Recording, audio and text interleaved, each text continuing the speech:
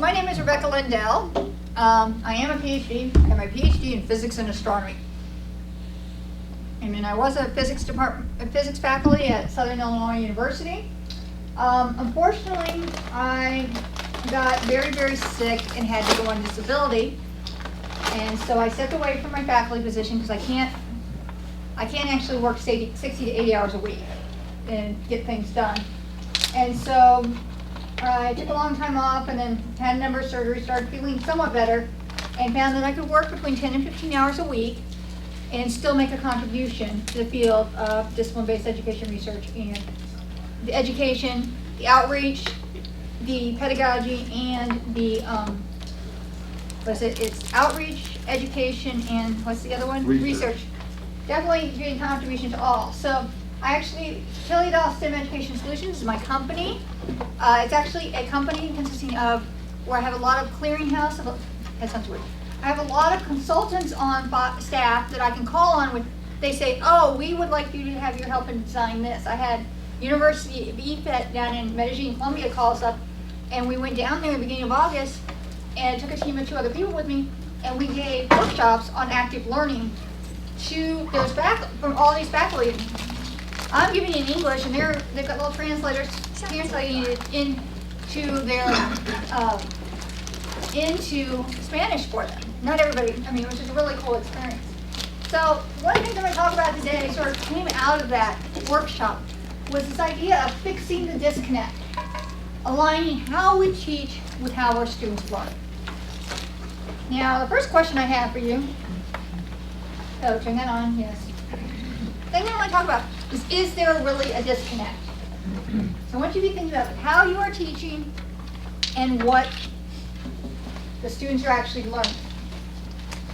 So I want you guys to answer this. See the little green thing, the question's on, so it's being delivered to your smartphones. I gotta check to see how many responses you get. 1, 2, 3, 4, 5, 6, 7,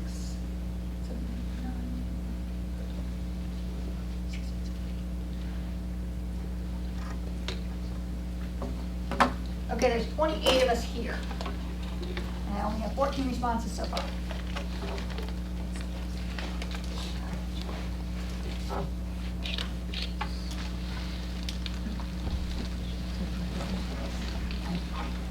Okay, let's try and get those answers in. I know part of you guys are trying to get your phones hooked up so that you can actually answer these questions. If you use these in your classroom, sort of like what I did at the beginning, I put the slide which had the information on it up on the first page, and I had that on for the entire time you guys were coming in and getting settled. So for those of you who wanted to get online with this, you could get prepared beforehand. So if you have your students doing that beforehand, and tell them they need to be that before the class starts, they've got that 10-minute passing period. This is what they can be doing. This also, ironically, is a great way to take attendance. Because one of the things that we find is that students who go to class tend to do better on everything in the class, not just going to lectures. Okay, I'm going to go ahead, I'm just going to call it 16 responses. So a lot of people think there is a disconnect. Great. Some people aren't sure if there's a disconnect, and some people said, nope, there's not a disconnect. I'm here to say, let's think about this some more. Let's think about this in depth, and then think about how we can solve it. Because I'm going to assert to you, yes, indeed, there is, at least in the STEM fields, there's often a disconnect. I don't want to say that everybody has a disconnect in the classes, but I think we've always experienced some kind of disconnect. So here's the next one. Polling is open. So I want you to think about this question. How satisfied are you when comparing your students' performances, I left out the U up there, to your courses to how you would like them to perform? Are you able to ask your students questions? Are you able to get them and they're able to do all these higher order thinking skills, things like that you want them to do in the classroom? Or are you not sure? So I want you to think about this.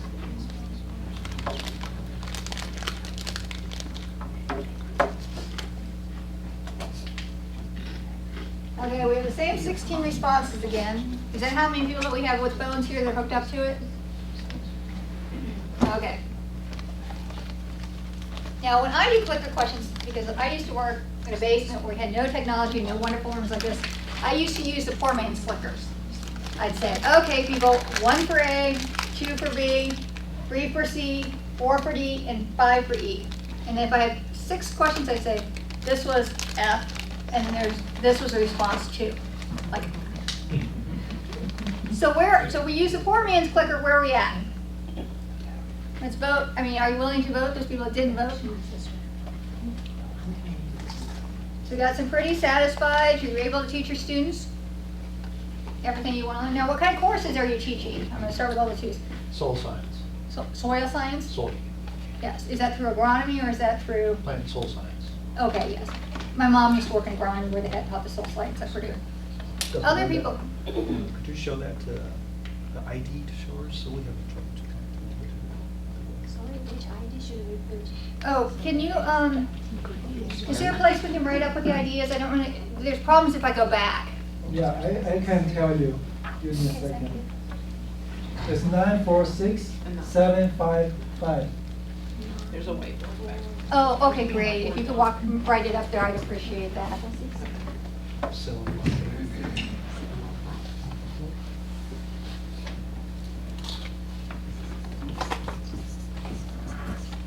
So I'm going to see a bunch of, we're really satisfied. We don't need to hear your talk. We're fine. We got it. We're good. And I'm going to share my own story, and I'm going to say, maybe you aren't. All right, let's give it a couple minutes. Luckily, I only built in a few of these clicker questions to get us talking and thinking and put us in the right mind space to talking about these things. So anybody, other people that are pretty satisfied, what kind of subjects do you teach? Nutrition? Others? English as a second language. English as a second language? Chemistry. Yeah, all those things. My mother is a chemist by training, so. It's funny, physics was her least favorite topic, so guess what I went into? Yes. Behavioral science. Behavioral science, yes, behavioral science. I heard somebody does cognitive psychology and different things like that. Math. Math, yes, math is a good one. Okay, I'm going to do this. Let's see what we've got. So we have 18 people got on. So everybody's pretty satisfied. So why are you here if you're pretty satisfied with how things are going? Very satisfied. You want to be very satisfied. So I'm sitting there going, Now, personally, I spent a lot of years when I was at Southern Illinois and before when I was teaching at Kansas State and Nebraska and Montana State and things like that. I taught non-science major astronomy course, intro astronomy course. Now, to give you background on this course, this is one of the most popular courses on college campuses.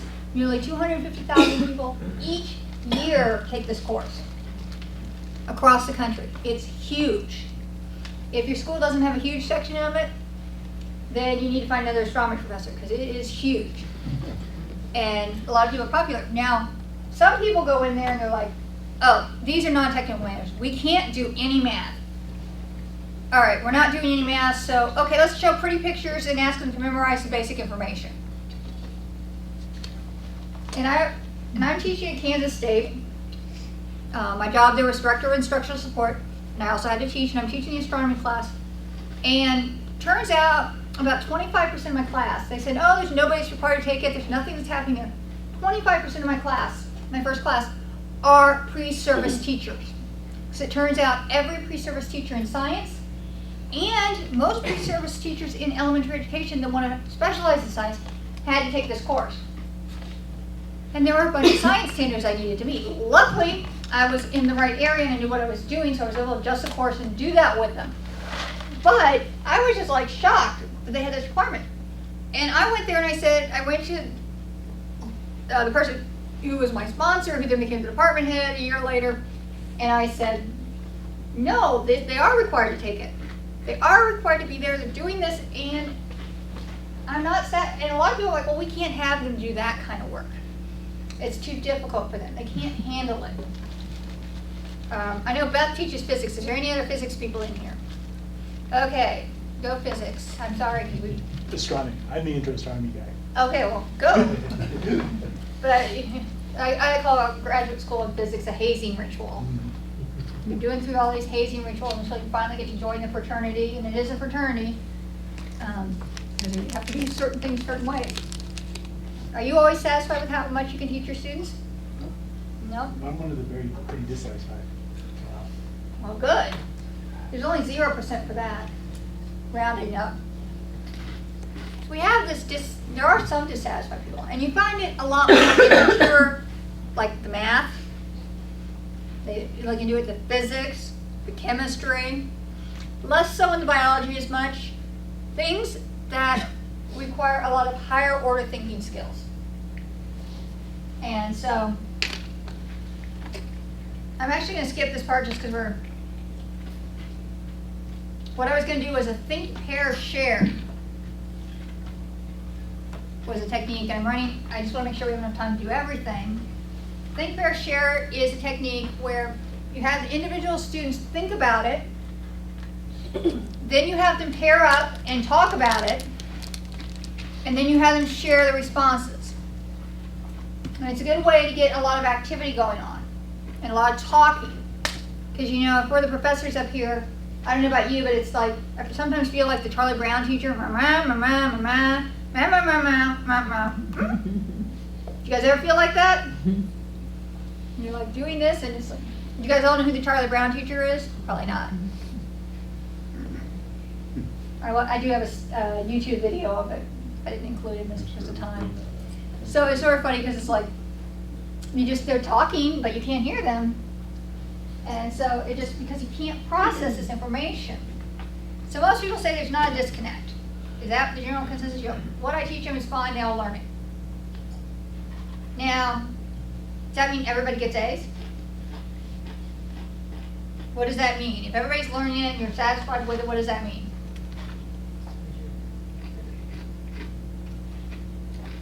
I think there's always room for improvement. Yes, there is always room for improvement. Because I think I'd be pretty satisfied if everybody's getting A's. I wonder if the ones that are getting it were already getting it before they got there. The And people so- that are wondering if they were already getting before they got there. Some of them, and then the ones that aren't getting it, they need more help. That's where I can make it better. Does this resonate with you guys? What? A little. A little? What are some other stories or things or questions or curiosities about this? So all your students come in, and they already know the material, or is it simple material? Is it something they can learn from a textbook? I know math isn't. Well, for most people it isn't. You have to, I know when I was using math, I was like, oh, this is really easy, and my math ability got me through an entire BS in physics and then I got to grad school and went, and Beth's looking at that laughing at me because she knows what I'm talking about going through it, and you go through it, and your math ability gets you through, and then all of a sudden, residual integrals? What? Partial differential equations? Go on. So, I'm going to argue that there is a disconnect, especially in the STEM fields. Other fields, it may not necessarily be the same kind of disconnect, but it may just be the level of the course you're teaching. Because the thing is you may be teaching an introductory course and you're fine with it. What if you're teaching the advanced courses with majors in it, junior or senior level courses for majors? I see some nodding heads. In those classes, it's like, most of the faculty I've dealt with have been frustrated with their students. They can't teach the students the level, what they want them to learn. They think, I had a woman that used to go to all my talks at Purdue, not all the talks I gave, but all the talks I sponsored, and she was a former librarian, had a PhD in library science, and she's like, I never could convince the graduate students what they need to know about library science. Couldn't convince them they had to write, things like that. And so, it does have that play. So I want to switch gears a little bit and say, if this disconnect exists, here's another question for you. Who does the most amount of planned talking in your course? And by planned talking, I mean you plan to come in and talk, or you plan to have your students talk. Not students that are just talking in the back of the room, trying to, we've all had classes like that where you have a bunch of people that just will not shut up in the back of the room. and you just want them to be quiet, you just want to focus on learning so you can continue talking, but so distracted what they're saying. I used to stop. I just wait for them to stop talking. I just be like, what's going on? I'd be like, you're more interested in talking to each other. I thought we could all listen. You know, and talk. So the responses are, you, myself, as a faculty member, or as the instructor, you talk 90 to 100% of the time. Maybe you talk 75% and you 25 students asking, answering questions in class. How many people have been through a situation where you ask a question and nobody responds? And you wait. Here's the thing. I once was observing a faculty member's class, and he put up a clicker question like this. And he then proceeded to answer the clicker question in 13 seconds for them. They had plenty of time, he said. Well, according to the videotape we were taking, no, they didn't. So we have 14 responses there. I have 18 people that are on them, so let's please her. So C is equal mix between me and my students, and my students and I. Students talk the majority of the time while I guide their learning. You give up control of your class to let the students do most of the talking. Or do we have anybody who says they have a thing where students do all the talking? Like 90? Beth, did you just have your hand up? Okay.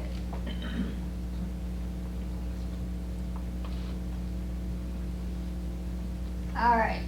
We have 18 responses, and most people say, not everybody says me, but between myself or 75% me, 25% students, we got 67%. The other 33 are saying no. The students are doing about half of it, or students talk the majority. Do you want your students to talk more? They're okay, laughing girls. What is it? It depends on the day and on the class you're teaching. I mean, it depends on what I'm delivering that day. Some days, like today, there was a lot of students interaction. There's other days I have to do most of the talking. You know, depends on what I'm covering that day. And there's certain students I'd rather not hear from. That's what I want to know. Yeah, you always have those students. They have your mind what the code of conduct is for students. Yeah. Okay, you are disrupting the class. Okay, that's usually after that, please stop and assist us. So we have this thing. We're saying, okay, mostly teaching.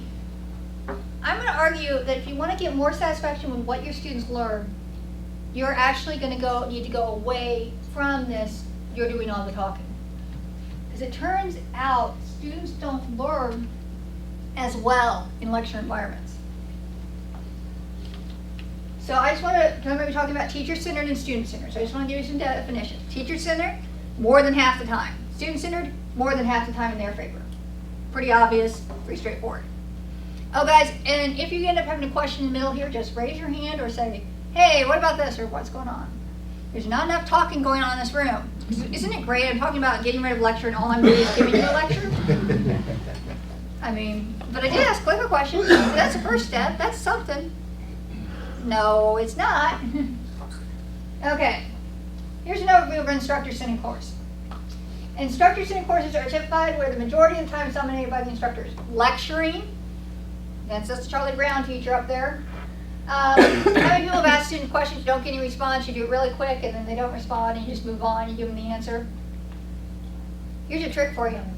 Odds are if you're doing that, you aren't giving them enough time to respond. What I always tell my future teachers and then the professionals I deal with, always count to about 12. And not doing 1, 2, 3, 4, 5, 6, 7, 8, 9, 10, 12, 11, 12. Do it as 1, 1,000, 2, 1,000. Or 1 Mississippi, 2 Mississippi. Do you ever learn how to do that as a kid where you're learning to count like seconds? You do 1 Mississippi, 2 Mississippi. Do it slowly. I do it 1, 1,000, 2, 1,000, you know. Take your time. Sometimes you want to find out, time yourself, see how long it takes. You want to give the students enough time to answer. But so what ends up happening is many students may ask questions, but they may not. So you may ask the students questions and you're not getting responses, and then students may ask questions, but do not seem satisfied. Have you ever had a situation where the student's looking at you, they're brave enough to ask the question, you tell them the answer, and you're like, They're looking at you like, what are you saying? I used to be that kid in the back of the room that had a really expressive face, and so teachers would love me because if I wasn't understanding, I was a smart kid, obviously, I got my PhD, but if I wasn't understanding, they're like, oh, then we got to spend some time on, you know, it was like the little, going on. So that raises the question. This is the first education course I ever took. Actually, the instructor put up a slide, and he said, the instructor is talking, but are the students learning? Now, the caveat to that, if the students are talking, is the faculty member teaching? Now, I put this in here because it fit, but I fit nicely there. One of the things you have, if you actually switch to a student-centered approach, I had this wonderful class, we did it all student-centered, wonderful thing, there was some downtime, people were talking about what the physics was behind the phenomena that we were studying. Also, and I was being observed by the former department head, and he said, a total waste of time having them work on their own to get, you know. Even though I could show them stats after stats after stats saying that, look, their understanding is much better than anybody in these other classes, even across the country in this phenomena, because I'm taking the time of doing the activity with them. And so, you gotta be careful on this. And so I would say, don't judge and think lecturing is the only way to teach. Because I'm gonna tell you, it's not. Yes, I can do that. Okay. So what happens to the students?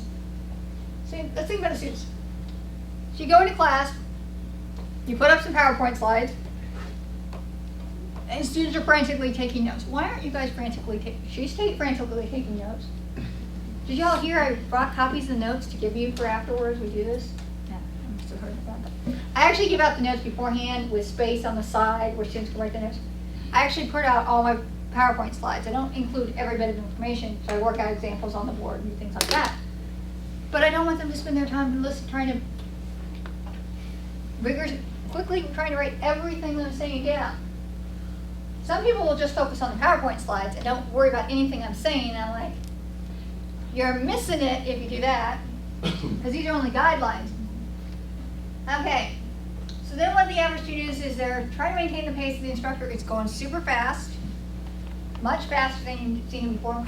They take home these notes and try and figure out what's going on. They're trying to connect it with what they read, if they did the reading beforehand.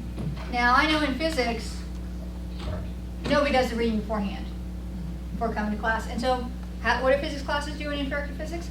They pretty much repeat what's in the book, in the text. It's regurgitate to you. On my first day of physics class at Purdue when I was an undergrad, I learned I could either read the material or I could come to class, but if I did both, I'd be bored out of my mind. Since they take attendance for class, I just went to class. So anyway, students often become confused at home if there's nobody to talk to. So this becomes a very frustrating situation for the students. Students come in, take exams, and they can't do it because there's this thing called cognitive load theory. So we're going to start talking about cognitive science a little bit here. How many people have heard of cognitive load theory before? Okay, good. What is cognitive load theory, for those of you who have heard of it? Anybody want to give me a quick synopsis? Well, it's well known that human information processing systems are limited in capacity, so if you overload the system, you're going to start losing information processing capability. Well, thank you. Very good response. So if you overload the students' things, you're going to lose their processing ability. So originally it was developed, just for those who are interested in, by John Sweller in the late 80s. He came and talked about this. He was studying actual problem solving within a math class. And he was saying, what is happening? And you get more and more difficult problems. Why are they taking more time? Why are they having cognitive load problems? There's just too much information. So and your name is? Roman. Roman shared with us, human brain can't learn enough material if it takes too many cognitive resources. Makes sense, right?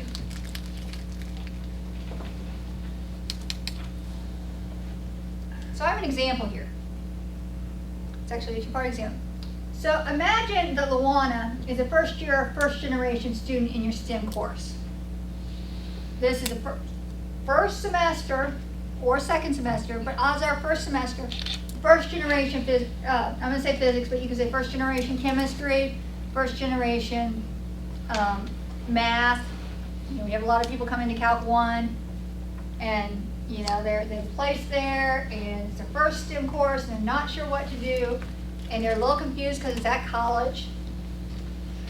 And Luana is an average student who has about, I'm just putting an arbitrary number on it. The actual thing is we talk about short-term to long-term memory.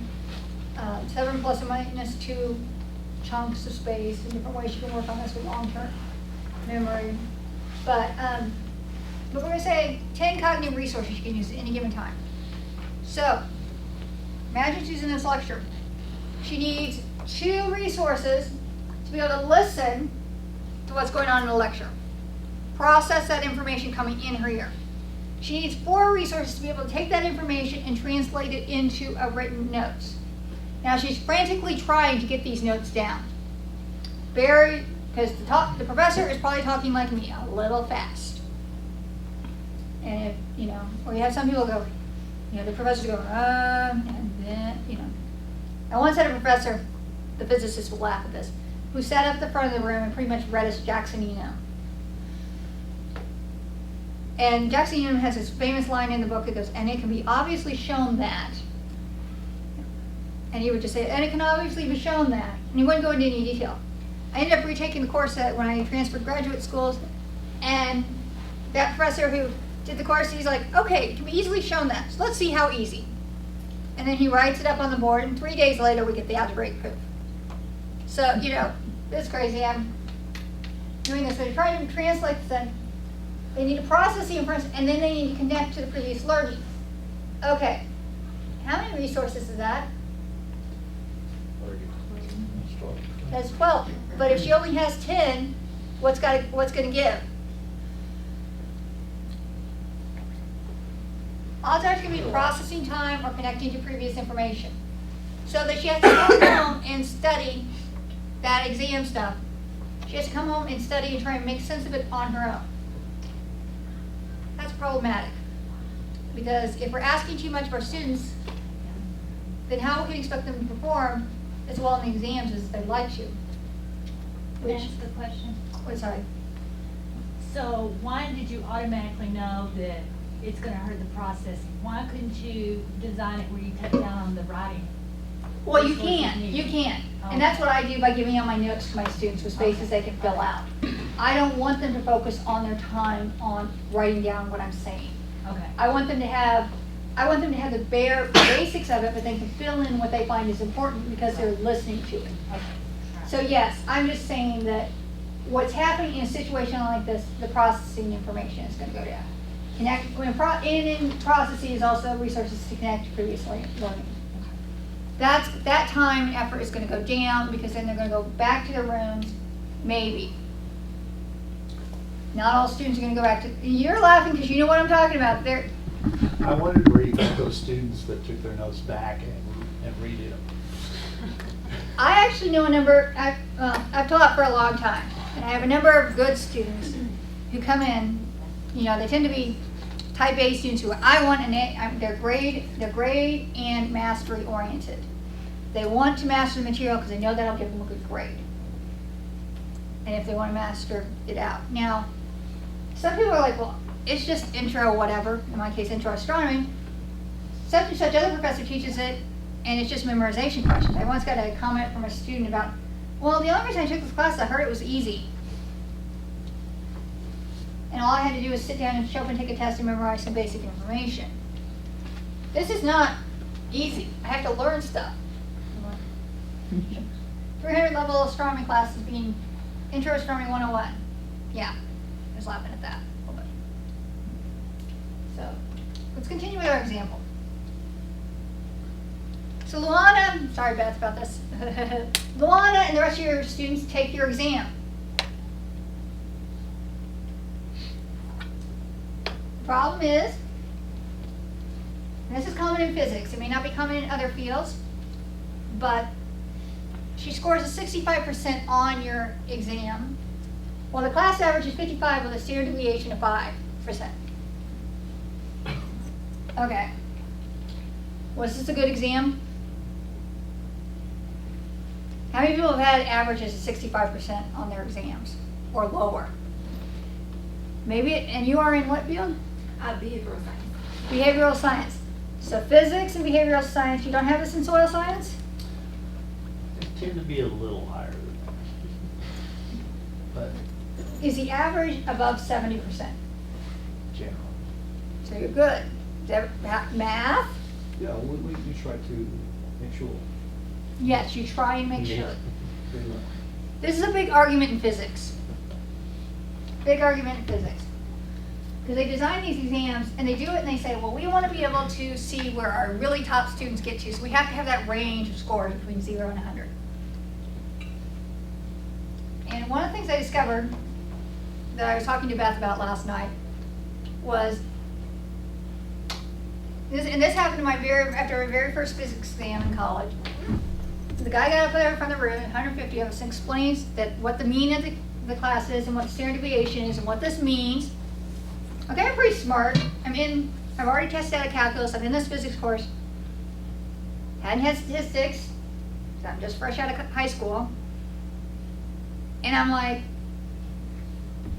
going, I don't know what they're talking about. And you don't want to admit you don't know what they're talking about because you're a student and you're in a class. I was in a class that you had to take Calc 1 beforehand. So there's about 30 of us in this class, about 150, that had tested out of calculus and were able to go into this more advanced physics class.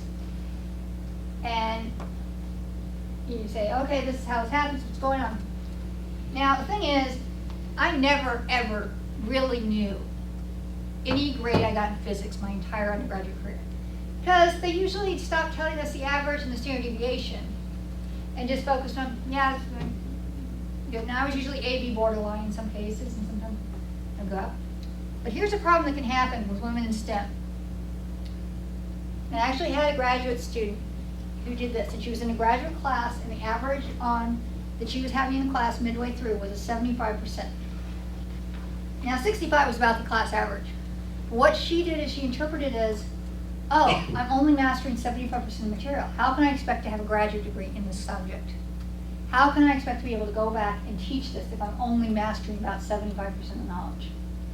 So I extended this and said, Luana said, well, 65%, that's failing in college. That was failing in high school. If I got a 65% exam, I failed the exam. So what they may interpret is, hey, I can't do your course. They don't look at this 55% average and I'm doing above average. Some women do, but women on average have a tendency to internalize this. And so she may drop your course and say, hey, I'm just not cut out to have a STEM career. And so this unfortunately happens, inadvertently. Because you don't know what messages you're sending your students by doing this lots and lots of lecturing. So in things that affected the cognitive load, many things can reduce the amount of resources you can spend processing information and connecting to previous learning. As we just discussed previously, we have things like difficulty of the content. The more difficult it is, the more resources it's going to require. The newness of the content. Can you connect that previous knowledge, this new knowledge, to previous information? I don't know, how many people have heard of transfer of learning? Only a few? Yeah, I've got a few. So transfer of learning. A big thing happens when we talk about transfer of learning from a math class to a physics class and vice versa. And there's a huge, depending on the university, there can be a huge problem with this. Because simple things like how mathematicians represent spherical coordinates versus how physicists do it. And also cylindrical coordinates. What is phi, what is theta? And how we measure this. Or engineering physics, where you're going the direction of a circuit in a wire. Seems very straightforward, except engineers do it opposite of physicists. So we have them go through this year of physics before they go into engineering. So we're teaching them one way, then they go in, and there's no transfer of learning. So if you don't transfer learning, it just seems like you're learning new information, which makes it more difficult. And We also want to know is how well does it connect to previous information. And the thing that happens is we have two cognitive processes that you might, when you encounter new information. There's assimilation and accommodation. Now, I like to refer, I'm assuming you guys are all STEM folks. How many people would they say, how would you say are Star Trek nerds? The physicist is nodding his head at the time, because when I was an undergrad in physics, they said, you have to like Star Trek Next Generation. They also told me I had to play chess and watch Monty Python. I was already watching Star Trek Next Generation, so I was stubborn on the other two. But the idea was, if you remember Star Trek, they had this thing called the Borg. The Borg would come in and they'd assimilate cultures. And they would just come in and bring it inside, and they would just have whatever. They'd sort of override what was happening. But what it was to assimilate is you're taking that culture in, or you're taking that thing and you're making it part of yourself. It's very easy, and you're able to do this. So another way to think about this is when the Romans were settling the Greece and Italy and all these things, one of the things they did is they assimilated the cultures of, like, say, the Greek gods into the Roman gods that they had. So they could actually use that information so they could do more information. It's really easy for them to say, oh, this is very similar to this, they must be the same thing, we're just talking about something else, and we're going to do it. Unfortunately, in STEM fields, almost everything we count is accommodation, where we have to rewrite our existing, what we already know. We have to figure out, if we have the incorrect idea, how to accommodate that new knowledge so that it overrides and rewrites the mental models that students have. And so accommodation is a lot more difficult. It requires a lot more effort. And students become more frustrated. Have you ever had a concept? And I know we all have had something where students really, really struggle with it. And it seems like everybody struggles with it. And you keep trying to figure out how to teach it better, and you're just struggling. Okay. So one of the things instructors do is they always think, oh, well, all my students are only can memorize. So I'm just going to ask them memorization questions. The problem is, this does not lead to high order thinking skills. So how many people have heard of Bloom's Taxonomy? Great, great, great, great. You must be coming to a lot of these STEM core talks. So what Bloom's Taxonomy is, Bloom's Taxonomy is a categorization scheme of different kinds of, they say different kinds of learning. I like thinking of as different kinds of knowledge that you're asking students to perform. And what it happens is, if you go from knowledge as a base, and I have this rewritten, and there are copies of all the slides that I'll be handing out. So, so you have knowledge, comprehension, application, analysis, synthesis, and evaluation. Notice higher order thinking skills are going higher up. You can see this. You might have seen this Bloom's Taxonomy where it's upside down, saying you should do more higher order thinking skills and less memorization. This is what you can do in high school. Memorization, comprehension. To spell this out to you a little clearer, I actually rewrote this because everybody's rewriting Bloom's Taxonomy, and I wanted to make it clearer. So I started with, lower order thinking skills. Category 1, what they call knowledge. A way of thinking is, this is memorization of basic facts. Category 2, next one up, what they call comprehension. I'm saying you're able to connect two facts together to come up with new knowledge. Oh, the sun is out during the daytime. It is light. Sun is not out during the night. It is dark. Sun may be causing the sun not being up, maybe why it's dark out. You're able to connect two basic facts. Category 3, application. Applying these new facts to a new situation. In a lot of STEM fields, this is all we get to. Okay? Problem is if you want students that are going to go to graduate school or get careers in the STEM fields, they need to get above this kind of thinking skills. They need to go to the next order, a higher order thinking skills. I've heard people refer to this as the HOTS. You want to get your student, just call them higher order thinking skills. All right. So category 4, what they call analysis, what we can think of as analysis of new knowledge with prior knowledge to draw conclusions. So you're able to take this knowledge, basically pull it all together and say, okay, this is what I think is happening, this is what's going on. So I'm able to draw these conclusion. Category 5, synthesis, synthesizing new information to generate new conclusions. Category 6, the example of Bloom's taxonomy I showed you, actually had it as they called it, I want to make sure I got the thing right without having to go back. So I put it wrong, I put the wrong thing on. Evaluation. I call it decision making. Taking a bunch of different information and actually coming back and coming up with a conclusion of how you should proceed. How you make a decision. So for example, in nutrition, say for example, they want to increase the amount of calcium in their bones, but you're aware of several studies, some that are doing calcium research where they take it as calcium supplements, or in other cases they do it directly from the food. And the idea is, well, is one more effective than the other? And I say this example because I used to work for Connie Weaver at Purdue when I was an undergrad, or when I was in high school. And one of the things that we found is that there's no difference in how you can do a supplement or you can get calcium in your food, and there's no difference from how you're going to absorb the calcium into your system. Or at least that's preliminary. It turns out different types of calcium absorb differently, and that's why vitamin D increases the amount of calcium you can have. Anyway, so we have this, and they're trying to do these kind of knowledge. Here's the problem. Faculty-centered, lecture-based courses tend to be the most efficient way to convey lower-order thinking skills.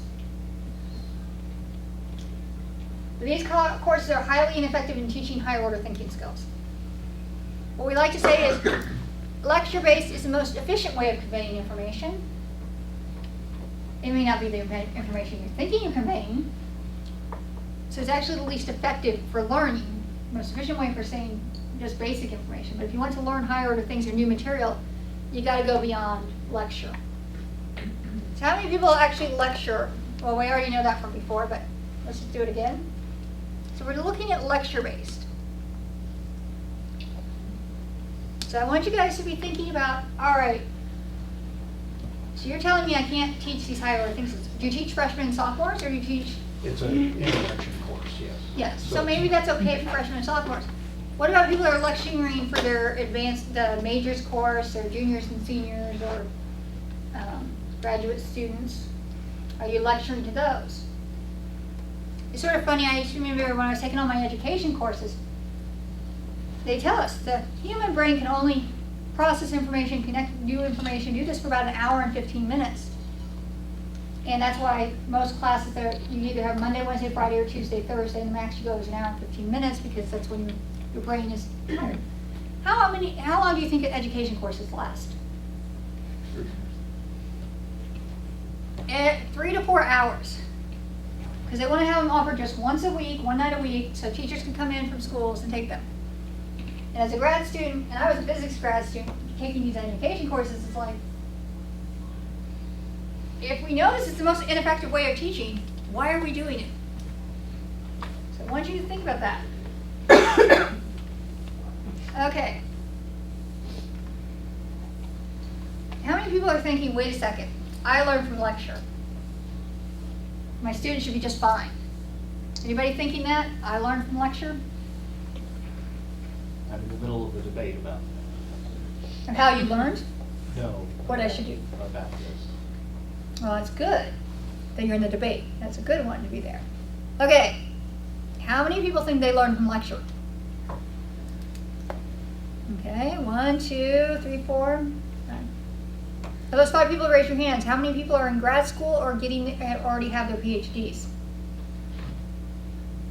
Guess what, guys? You are not your students. We are all special. The reason we're special is because we went and did higher education.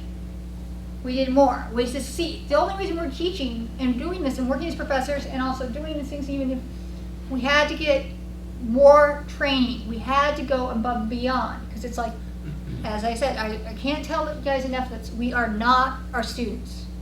Out of our class, in, let's say, your astronomy class, how many people do you think are going to become professional astronomers? Maybe 3 in 30 years of teaching the course will that happen. It is incredibly rare. Incredibly rare. To the point where people who are interested in becoming future astronomers, I wouldn't even recommend them taking a course. If they're interested in what? If a student comes to me and says, oh, I want to be an astronomer, should I take your course? My answer is usually no. Now, is Because- yours a non-science major course or is it? Exactly. Okay. Right. I actually have a student, former student. He was a journalism major, and he went in and took the non-science major astronomy class. Rare duck. He fell in love. He then went and took the advanced course for majors. He then, he was doing things, his GRE scores weren't the best because because he's switching out of journalism and trying to get his BS in 4 years, or 5 years, and running into trouble with that. He ends up going to grad school at University of Louisville, getting his master's degree, and then he transferred up to University of Notre Dame to get his PhD in astronomy. And he absolutely loved astronomy, and he was so motivated. But we had to go through and find places that would consider, hey, you're not an A+ student. We're going to take you anyway because you're so passionate about it. That is really, really, really rare. That's not what we're getting. This is not who we're getting in our class. We have to teach our students in our class. And so we have to fix this disconnect. We have to get students to learn the material that we want them to be able to learn. So how do we do it? What can we do?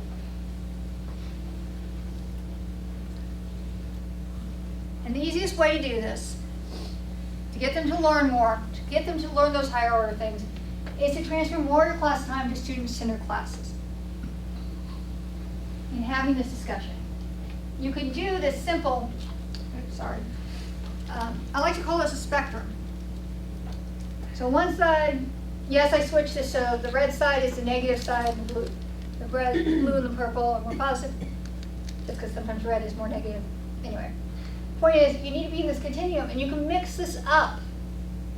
Okay, when I taught my astronomy course, I had one full day a semester where I didn't do a group activity in the class. It is an integrated lecture and astronomy course, and then I was able to do a lot more deeper learning than they were to get out of the basic astronomy. And so I was able to say, okay, let's do this. And the one day, you know what's really funny? You start teaching people how to think, and they go back and you ask them to just sit there while you lecture. They're bored out of their minds. I used to teach an interdisciplinary course where it was like I was a biology teacher, biology professor, physics professor, and a chemistry professor. And I was teaching, and so there were some people that would come out of physics saying, I don't want to do biology. All they expect you to do is memorize information. That's not, I don't learn that way. I'm looking for how things work together and how we can do these concepts. We're teaching them to go beyond memorization. That's what we want out of our graduates, higher order thinking skills. So I would say go away from the sage on the stage. How many people have heard of sage on the stage? It's sort of a euphemism that they do in physics or in education. I'm being a sage on the stage. Bow down, please. So it's like the wizard up the front. So going to more of a guide on the side. We're sitting back. We're helping. I'm pushing you up and pushing you forward. I want all my students to succeed. I want everybody to get an A. I don't care about a distribution. I don't need to fail anybody. And that's really a big change in how we think about these classes. So, things I can recommend that you can do. Think about when you learned in a student-centered environment. And you probably did have them. And maybe more graduate school. Maybe you're working in a lab, one-on-one. Or maybe you're working with your professor, one-on-one, or most graduate programs have you do independent projects or dissertations, and maybe you're working with them, and you're learning this stuff, and based on it, you have this guide on the side who's your advisor, hopefully.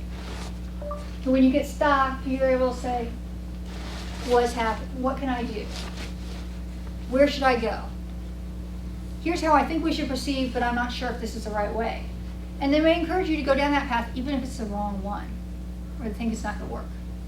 Because this is about you learning, not about them telling you the answer. And this is a big problem that graduate students have a lot of time of being able to say, look, I had a graduate student who said, just give me the project, tell me what to do, and I'll get my PhD. I'm like, no, I'm giving you this body of things. I'm saying this is the problem we're studying. Figure out what your project is in the middle of this. There's so many different research questions you could ask. Figure out what you want to ask and look into, and then we can go from there. But I'm not going to tell you what you should ask. So the other thing is, when you do go into student-centered, some people want to do it whole hog, but I would recommend to you, if you haven't done some of the student-centered work, let's start small. You should do a few things, but there are some things you can do tomorrow. You want to. You can do clicker questions. With the system I showed you how to do. You can do your clicker questions. Talk to these folks here. They will help you set up this so you can have this in your class tomorrow as part of your lecture. If you want to go beyond this, we go to think, pair, share. You have everybody vote on it originally. Then you have them pair up. Have them pair up and talk about it again, try and convince the other person of their ideas. And then you say, you go beyond that and you share it with the entire group and you re-vote. The person that's really famous for this, who made this system famous, he did not create it, but he just made it famous, was Eric Mazur. He's a very famous physicist. So if you're interested in think, pair, share, and peer instruction, I recommend reading his book on peer instruction, but also on going to this website of Engaging Technologies, Classroom Clickers, Clicker Activities. And one of the things I was able to download off of that was I pushed the wrong button. What they do is they pose a thought-provoking question. All students answer. Majority is correct. Or maybe they do a brief explanation, or maybe they discuss it with their partner and then they answer again. And maybe if everybody, even after they discuss it with a partner, is still mostly incorrect, then they go into detailed explanation. Yes, and there are slides that has all of this on there. Going beyond this, you can go into incorporating team-based learning activities throughout your course. This is what I did in my astronomy class. You basically combine lecture, lab, recitation, and then incorporating think, pair, share. Has anybody heard of scale-up classrooms? Yes, of course. Student-centered, what is it now? Student-centered, I don't know. Upside down paradigm. It's a way they have classrooms very similar to these, but they actually seat 9 people at the class table, and they have 3 laptop computers, and the students work in teams, and the rooms are surrounded in whiteboards so people can work on it. They have the computers. This is where a lot of universities are going towards. Minnesota built, I call them Beacon Village, though the person who designed the classroom.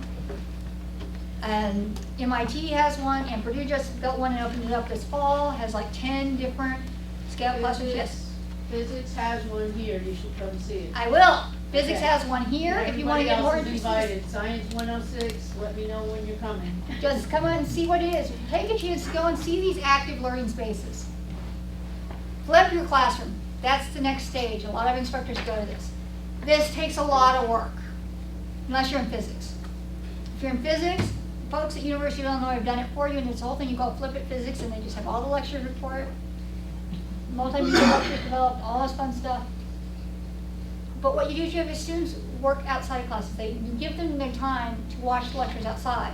And then you come in and maybe meet once or twice a week, and you work together to help solve their problems.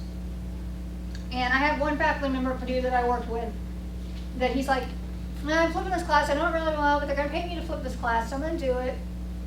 And they spend all this much money to videotape all those classes. And he's like, they're not going to come, they're not going to care, they're not going to come and ask me questions. This is him before the semester starts. I come in about 6 weeks later and I ask him how he's doing. He's like, oh my God, this is the first time in 30 years I actually feel like I am teaching. I'm able to work with these students one-on-one. I'm able to help them get beyond this. They're much more comfortable coming to my office hours, doing things like that. You know, all these things, what we want these best behaved students to do, they're coming to it because we're switching it from a teacher center to a student center. Because when you get off the stage as a sage, you become more approachable. And that's the first step we have.